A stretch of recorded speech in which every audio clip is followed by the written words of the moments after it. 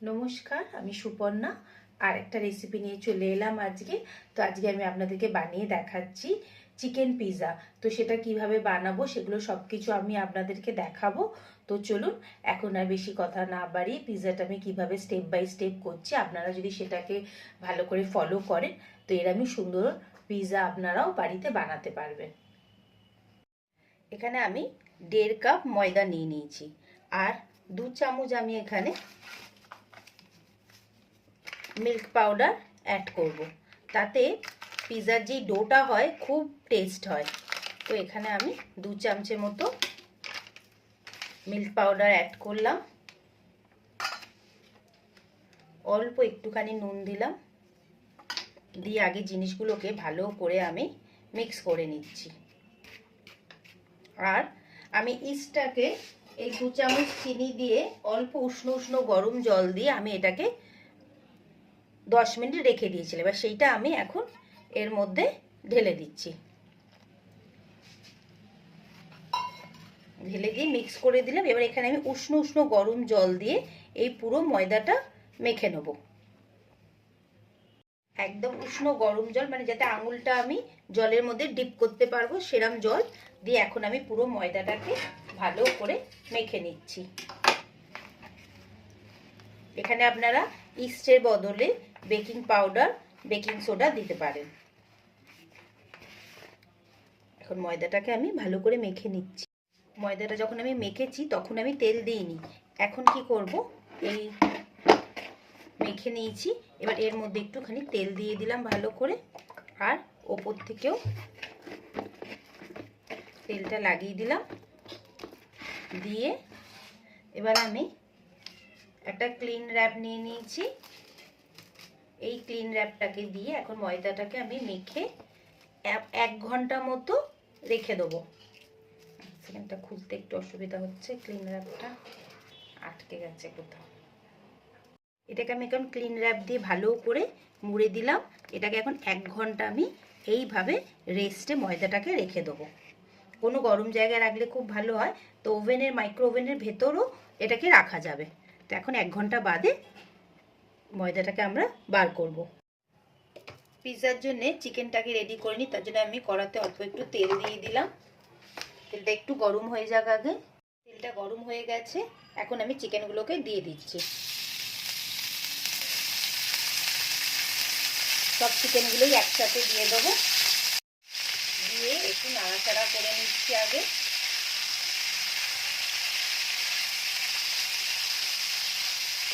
জল দিতে লাগবে না, আমি একদম সরু সরু করে পাতলা পাতলা করে কেটেছি, যাতে ফ্রাই করতে করতে চিকেনগুলো আমাদের রেডি হয়ে যাবে। এখানে আমি একটুখানি অনিয়ন গুঁড়ো দিয়ে দিচ্ছি, পেঁয়াজের গুঁড়ো দিয়ে দিচ্ছি, না থাকলে আপনাদের কোনো অসুবিধা নেই। দিয়ে ভালো করে মিক্স করে নিচ্ছি। এখন জলটা দেব না, এখন ভালো করে আগে একটু ভাজা করে নেব।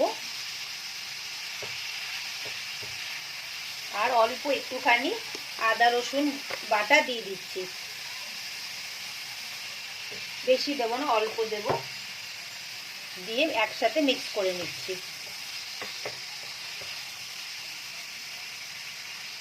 আর আর সামান্য একটু গোলমরিচ দেবো এখন। আর ঝালটা আপনারা, বাচ্চারা যদি খায় তাহলে স্কিপ করতে পারে, আমি একটু ঝাল দিয়ে দিলাম চিকেনগুলোতে। দিয়ে ভালো করে গ্যাসের ফ্লেমটাকে এখন কিন্তু বাড়িয়ে দিয়েছি, হ্যাঁ, বাড়িয়ে দিয়ে এটাকে একদম ড্রাই করে চিকেনটাকে আমরা বানিয়ে নেব। এবার আমি অল্প করে একটুখানি নুন দিয়ে দিলাম, দিয়ে মোটামুটি 70% হয়ে গেছে। একদম আমি এটাকে লাল করব, তাই জন্য এখন অনেকক্ষণ এটাকে আরও কিছুক্ষণ 10 মিনিট মতো আমি আরেকটু ভাজবো। আমি এটাকে একটা ওই যে ফর্ক দিয়ে ভালোভাবে এরম এরম করে একটা গর্ত করে নিয়েছি। তারপরে আমি পিৎজা সসটা এর মধ্যে দিয়ে দিচ্ছি। এই যে দেখুন পিৎজা সস আছে, এটা আমি আগে দিয়ে নিলাম, দিয়ে ভালো করে এটাকে স্প্রেড করে দেবো। এখন একটা চামচ নিয়ে নিলাম, নিয়ে এইভাবে এটাকে পুরো জায়গাটাতে এখন আমি লাগিয়ে দিচ্ছি।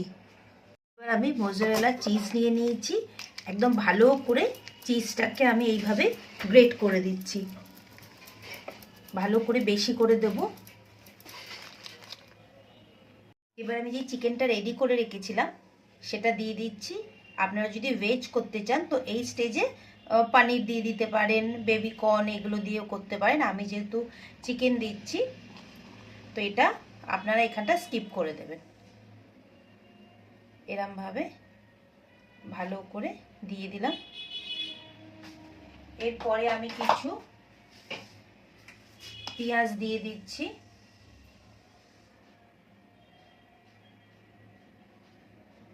একদম ইজি প্রসেসে আপনাদের দেখাবো যাতে আপনারা বাড়িতে করতে পারেন। এই যে এইভাবে কিছু পেঁয়াজ দিয়ে দিলাম। এবার আমি এখানটা কিছু ক্যাপসিকাম দিয়ে দিচ্ছি, কালারফুল লাগবে দেখতে। এবার কিছু ইয়েলো ক্যাপসিকাম দিয়ে দিচ্ছি, বেল পেপার একটু সাজিয়ে দিয়ে দিচ্ছি যাতে দেখতে খুব সুন্দর লাগে। এবার আমি রেড বেল পেপার দিয়ে দিচ্ছি। এর আগে তো আমি অনেকবারই বানিয়েছি, খুবই টেস্টি হয়। যতটা ইচ্ছে আপনারা পিৎজা দেবেন। বাচ্চারা স্কুল থেকে আসার পর আপনারা নিজেরাই বাড়িতে এরকম একটা পিৎজা বানিয়ে ওদেরকে দেবেন, ওদের বাচ্চাদের ভালো লাগবে, সারপ্রাইজ হয়ে যাবে যে বাড়িতেই পিৎজা বানিয়ে রেখেছে। আচ্ছা, এবার আমি দিচ্ছি অল্প বেবি কর্ন, আমি রেখেছি এখানটাতে, এগুলো দিয়ে দিলাম। কর্নগুলো খেতে খুবই ভালো লাগে সেই জন্য আমিও দিলাম। একটু বেশি করেই দিয়ে দিচ্ছি।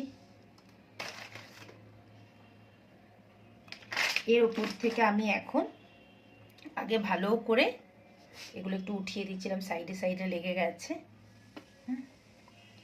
এবার আমি আরেকটু চিজ ওপর থেকে গ্রেট করে এখন দিয়ে দেবো। এই যে চিজটা নিয়ে নিয়েছি, নিয়ে ভালো করে গ্রেট করে দেবো এখন ওপর থেকে। ভর্তি করে আমি চিজ দিয়ে দিয়েছি।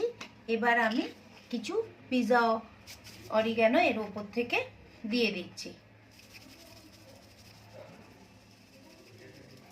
এইভাবে কিছুটা ছড়িয়ে দিলাম, দিয়ে এবার এটাকে আমি এখন বেক করতে দিয়ে দেবো।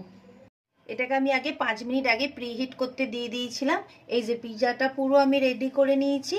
এবার এটাকে এখন আস্তে করে, যেহেতু আমাদের এটা গরম আছে, একটু আস্তে করে এখানটা রাখতে হবে।